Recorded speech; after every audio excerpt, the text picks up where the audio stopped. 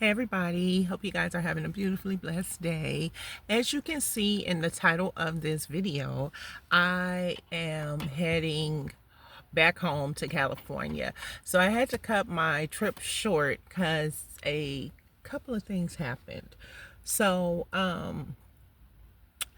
one was that so once I hit Texas, I realized that my car had like maybe 1,200 miles to go before it needed a new oil change.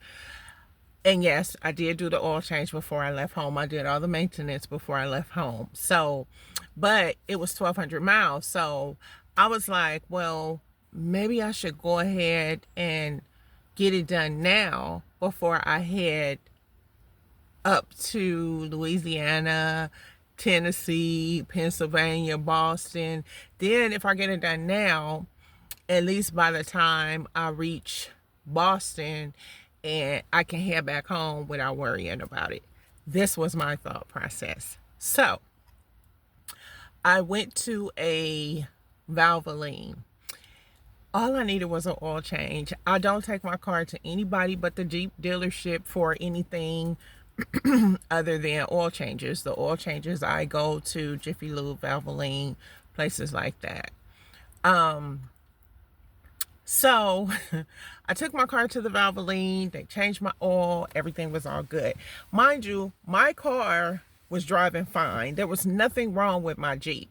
I just decided to do the oil change early.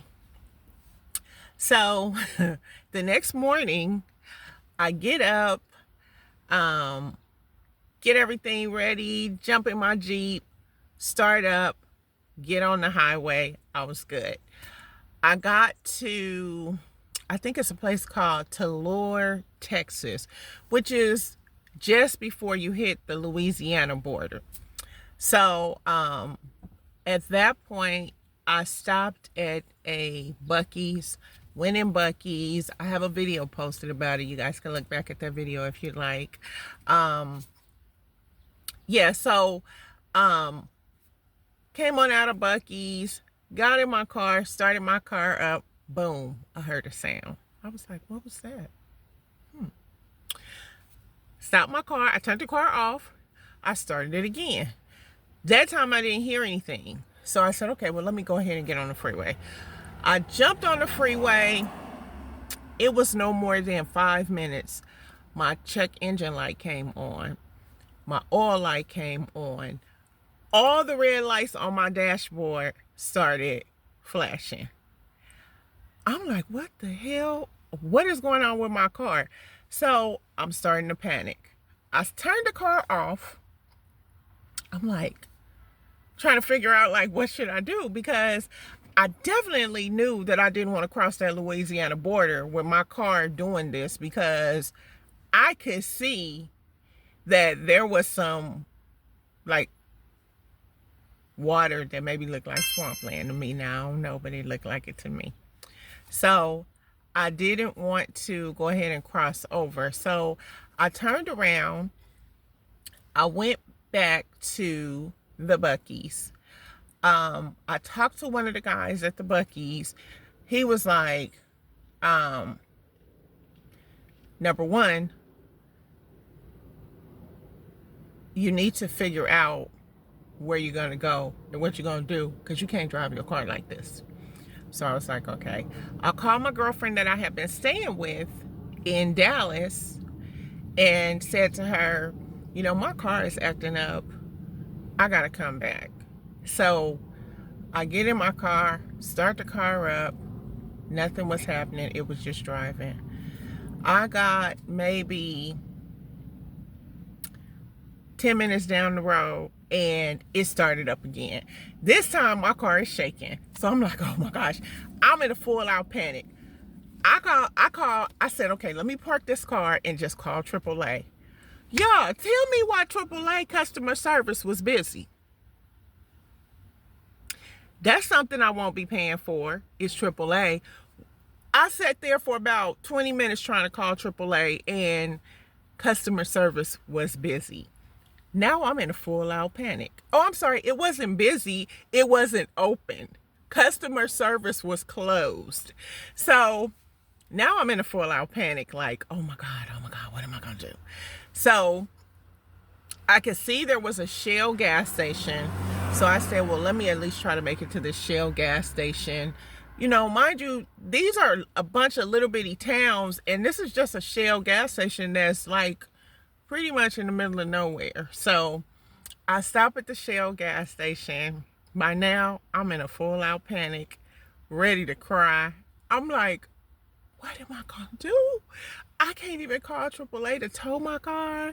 So I was like, okay, I'm gonna have to try to find a tow truck to tow my car back to Dallas.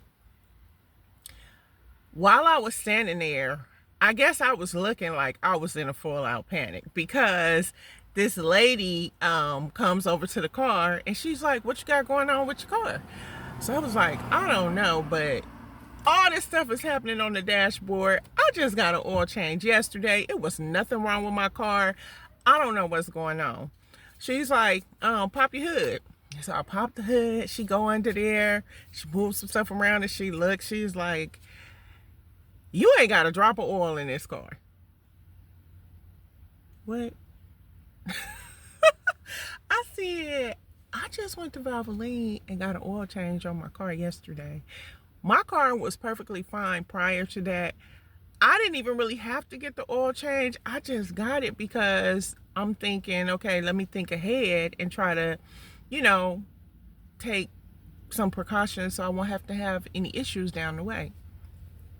She was like, well, it turns out that she knows about cars. She's a mechanic. So she was like, you know, they either did not put your plug back in to the oil when they emptied it, she said, or they didn't put oil in your car. So I'm like, oh my goodness. She's like, but you know, let's put some oil in the car. Let's see if it spills out. So I bought 4 quarts of oil. Mind you, each quart of oil was $35. $35. But it's a Shell in the middle of nowhere. They gonna get you. I paid for the 4 quarts of oil. Well, first she was like, just get one, because if it's spilling out, you can get 100 bottles and it won't matter. So I bought the one. She put it in. She's like, it's not leaking out. So they didn't put oil in your car when they did your oil change. She was like, because there's no reason why you don't have any oil if you got an oil change yesterday and it's not leaking out. It's not, the plug is in there. It's not leaking out. So I went on and bought the other 3 quarts of oil, and she was like, you know, with this, you should be able to make it back to Dallas. I get back to Dallas. I take my car back to the Valvoline. I tell them what just happened. The manager is there. He comes over. He's like, oh, okay, well, we gonna check it. We gonna fix your car up for you. So, long story short, they claim that the gasket, some kind of gasket was broken, right? Now, he said that, you know, they did what they were supposed to do yesterday, that just somehow this gasket had broken. However, they were going to refund me my money plus fix my car. So I'm like, okay. So they do whatever they're doing. They fix my car. I get in my car. No lights are on. No sounds. It's driving smooth. It's rolling smooth. I go back to my friend's house. I spend the night there. I get up in the morning and I'm just like, I'm nervous now, because I'm like, I don't want to roll down into Louisiana and have car problems. One of my fears, and something I was extremely concerned about on this road trip, was the sundown towns. And according to the book that I have, I was going to have to pass by quite a few of those. It was like 3 of them that I was going to have to pass by. And so that had me nervous because all I wanted to do was pass by them. I didn't want to have no issues. I didn't want to have to stop. I didn't want to have to do any of that. So in the meantime, I spoke with my daughter. My daughter was the reason that I was heading to Boston. So some things changed with her. And so after I talked to her, I decided just to head back to Cali. I was like, I prayed on it, and it was I just felt very strongly like, okay, you need to head back home and take your car to the Jeep dealership. So that's what I did. I turned around and headed back home to California, where I will have my car checked by the Jeep dealership, where I get my normal maintenance done, and then they can tell me what's going on with my car. Now, mind you, the car drove fine all the way home. I didn't have any issues. I didn't, no lights came on or anything. So I feel like they fixed my car at the Valvoline. I feel like they fixed whatever the issue was. I feel like they fixed it. But my nerves and my anxiety are just too bad for me to take a trip after my car did that to me. I was just like, and it's not the car. Pearl is fine. It's not Pearl. That was something that was man-made. I don't know if, now one of the things that the mechanic told me is possibly because I drove through Arizona, New Mexico, and Dallas, and there was a heat wave in Arizona, there was a heat wave in Dallas, so it was much hotter than it normally is. And so he was like, driving that long of a distance in the heat like that will put wear and tear on your car. So you might have some issues with the hoses, you might have some issues with this, with that. Okay. Either way it goes, I came home because I was like, I'm a woman by myself, and I just didn't want to take the chance of being out there on the road, stopped in one of those little sundown towns or near a swamp with alligators. I am terrified of reptiles, you guys. I don't like birds or reptiles. And just the thought of me being stopped somewhere and seeing an alligator, I almost had a heart attack thinking about it. So I am, yeah, the trip had to be cut short. I had to come home, but I'll go again. This didn't scare me from going again. I will go again. I'm just gonna make sure my car is 100% perfect. It has to be 100% perfect.